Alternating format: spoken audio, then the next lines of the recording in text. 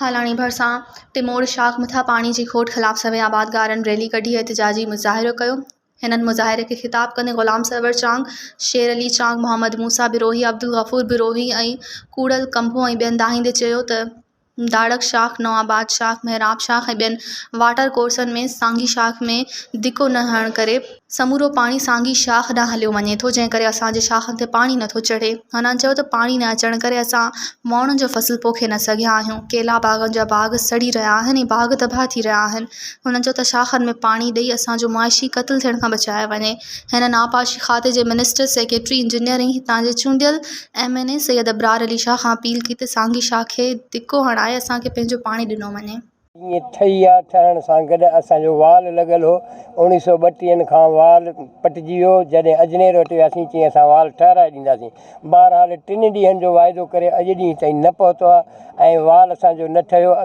Total पाणी सांगी शाख खणी थी वञे। नवाबाद ऐं खाड़क में पाणी जो टेपो बि कोन्हे। हींअर जेका असां ॿुधी त आबादगार अचनि था ऐं हड़ताल कंदा, हे कंदा, त उन जे लाइ पाणी अॼु ॾिनो अथनि। जेका अधु फुट पाणी शाख वाटरनि में शाख में आहे, खाड़क ऐं खुदावश्त में इन में नयाबाद में आहे, बाक़ी पाणी न आहे। शाख पके थियण सां असांजी मेहराब शाख, नयाबाद माइनर ऐं खाड़क माइनर जेके पाणी जेको बि अचे थो सांगी पंहिंजो पाणी खणी थी वञे। उनजो इज़ालो इहो आहे त हुनजो बेड तमामु हेठि लाहे विया आहिनि।